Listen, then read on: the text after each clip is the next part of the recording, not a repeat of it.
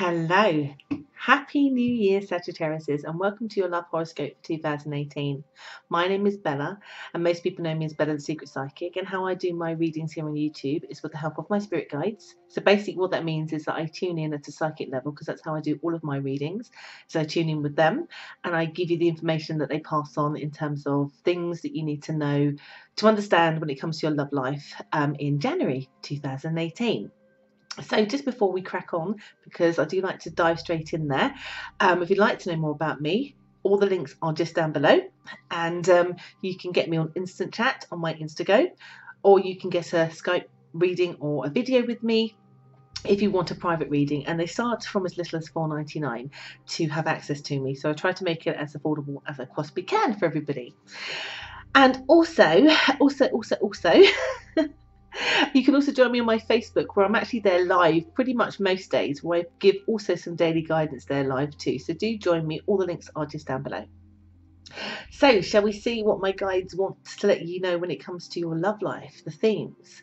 So it is 2018, and oh boy, 2017 I should say, had its highs and its lows, or some of you may say it had its lows, but it was for very good reason. You know, we were in a number 1 year last year, a very foundation setting year, and we're in a number 2 year, which is all about bringing harmony and stability. And how do you do that if you don't make sure that your foundations and that your house is in order, basically? So some of the trickiness that you had to experience sort of in 2017 was very, very much because the universe was trying to basically align you to your manifesting desires in many areas of your life, including your love life.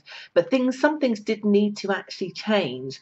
And my guides are saying here was a bit like having the mirror held up to some Sagittariuses, and some of that reflection didn't feel very good, because it meant you had to work out some things with some people or somebody in particular when it came to your romance. But also you had Saturn in your sign for the last 2.5 years, which is now gone. It's now sitting in Capricorn.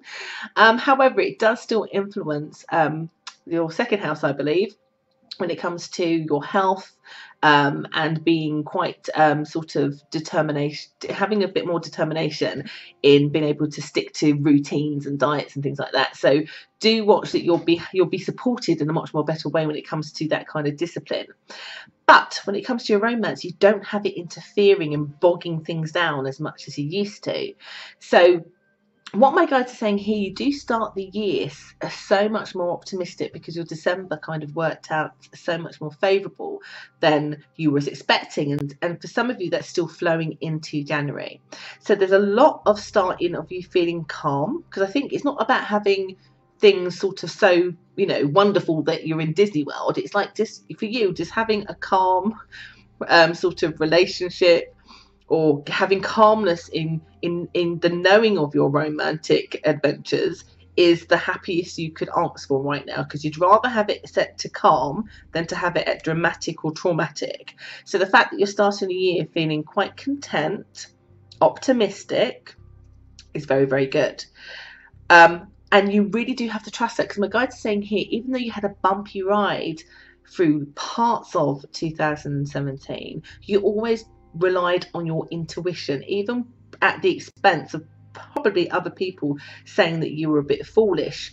Or if you were to kind of even dissect the situation, even from your logical perspective, there probably were times when you probably should have bailed out of things, or not entertained people, but you stuck with your intuition. So there's a real call at the beginning of this year to trust that your intuition is correct about your love choices or your love decision that you have made as you start the year.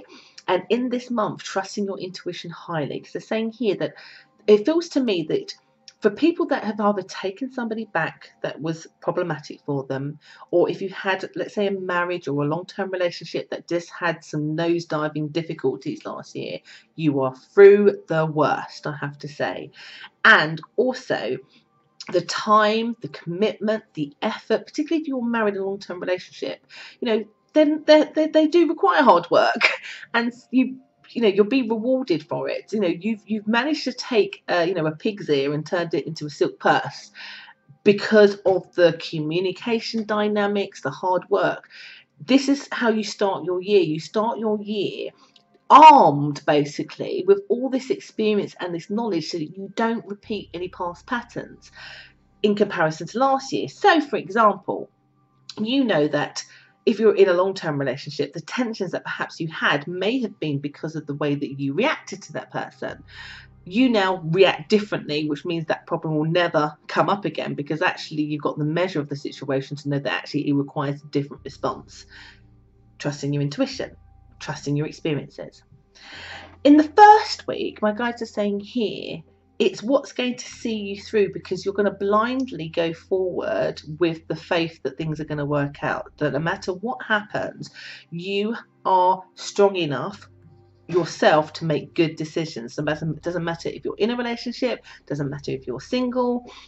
You know that even though you can't see the path before you, you don't know which, whether it's going to be a good year or a bad year, you are trusting that without that knowledge that you're going to keep yourself in a high vibration, that you're going to trust what you know inside, which is that you either love this person that you're with, or you love the person you want to be with, or that you're going to be so self-loving that when you do date and get with somebody, that they have to meet your high vibrational standards, and that you'll trust your instincts about who you choose will be right or wrong for you. And also, if you are single, that you'll have the confidence enough to know that you won't be questioning, is it going to take me a long time to get... No, you'll just have a different vibration. You're like, this is my choice. I'm going to enjoy dating. If it works out, it works out. If it doesn't, it doesn't. You have a much more sort of less fearful energy about your dating practices. Now, I do get, if you are single, there is a gentleman who, I would say status-wise, I say gentleman, it could also be a female, sorry. There's a person, basically, who seems to come into your energy, who's quite direct, like quite full on in terms of, here's my offer of romance, take it. And they're quite direct and maybe a little bit bullish in the way that they offer it, really in your face. But you quite like that, because I think that's, for some of you, that's a contrast to people that are kind of weak-willed or being sort of like hesitant or tentative. You quite like, even though it's a bit kind of unnerving, this person's directness in the way that they offer it. And I mean, that's why I said man, because it felt very sort of masculine energy. But I feel this can come out in a male or female, basically, in terms of they know exactly what they want, and I think you find it quite attractive, basically.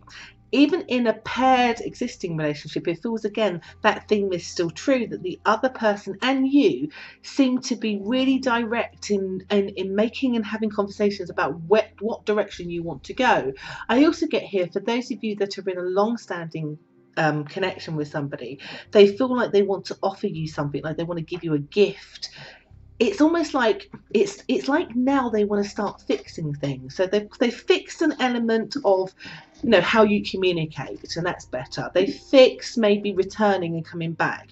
Now they want to fix the small little things that actually touch your heart, that you need them to do, and they do it without you asking.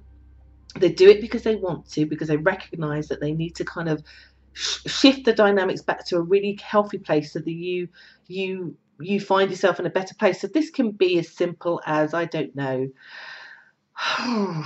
adding you to their Facebook page and you haven't been added to it for a while because you had disagreements. It could be as simple as, they recognise a conversation that you had, that you wanted something brought for you, and they never did get it, and then suddenly they now buy it because they recognise that you'd like it. Or it could be as simple as they never wash the dishes and now they're doing it.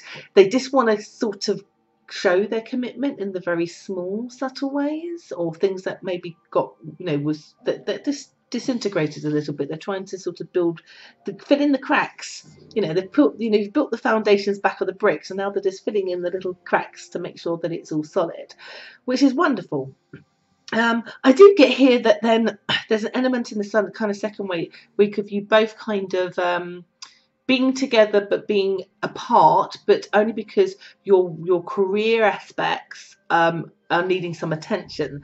But you're both happy to do that. So again, it feels to me, if you're single, you're looking for a partner that, this is where the Sagittarius element seems to come back into itself, because Saturn was so stifling in the ability for you guys to feel free. Now you feel like you'll have a relationship that you can feel like you can have certainty about, whether it's new or long or existing, but also that you seem to have the freedom that you want to be able to have, having a relationship but doing your own thing at the same time. That seems to really come into play in this kind of second week as well. And I feel also then as we go into the third week, my guides are saying here that's when there's a little bit of a challenge coming up for you. Again, no matter what your connection, whether it's new or existing, where what you've learned from last year will be tested, basically, and you pass, I have to say, successfully well. So there will be something that will come up that will remind you, or could be triggering, of criticism or an argument, or something that would bring up some sort of fear of some of the things that happened in 2017. But because of the experience and learning, again, your reaction to it is very different so that it doesn't happen.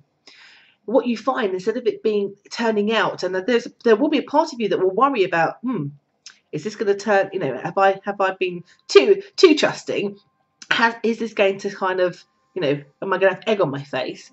And then you find, because you don't react the same way, the thing that you fear happening doesn't happen. Again, it kind of just cements and rebuilds this kind of feeling of, I feel secure. Like the very theme that I'm getting from this month is about trusting your intuition, but this real sense of you feeling secure and having certainty with the person that you're with, basically, and that you will be with somebody. Also, I think for a lot of Sagittarius, there's a whole Jupiter and Scorpio thing going on this year, which is really good for relationships. And I know for January and February, like, you're going to be your most luckiest and most securest when it comes to your love life. And that's pretty much the things that I'm getting here. And then things like by the time you get to the end of the month, there is just like more of you giving to each other. So those small little cracks and the small little things the other person was giving to you, you then start giving back. They give back and they get bigger. I just feel like you're both like spending money on each other, doing things. If it's not money, then it's practical things, like you're helping each other out. They're helping you move something, lift something, build something for you. You're making them something, washing their clothes. I don't know what this is, but you just give. And it's just like, but it builds up into great abundancy type of feelings. So it starts, you start basically this month optimistic and content and not worried, but it just builds upon. That vibration stays the same. In fact, I think it gets higher when you just build upon it to actually get to the end of the month. And you're just like, we are, I'm loved up, I'm a power couple. Everything couldn't be any better. I literally get all that whimsical kind of stuff, but it's demonstrated not just through words, it's demonstrated by action. So you go from peaceful to so secure, so happy. It's like thumbs up. And I would find, even if you're single and you met somebody, this kind of very direct, bullish person, their directness means that you don't feel uncertain, because actually they tell you all the time what it is that they're doing, what their intentions are. So you're left in no doubt, and they're just spoiling you and you're spoiling them, and it's great. So there is this flow through this month that is about strengthening, which is perfect in this number 2 year, because it's about building stability, building this harmony. You're not in energies now that you're fighting against. You're in energies that are disciplined in some areas, but bringing about harmony, particularly when it comes to your love life. So I do hope that that's helped you today to understand the sort of general themes and overviews for you to be watching out when it comes to your love life for January 2017. I do love to hear from all of you, so please do comment below, do share, do subscribe if you'd like to learn more about what's coming up for you also next month as well. So I've been Bella, and it's been amazing to talk to you all, and thank you very much again. Take care.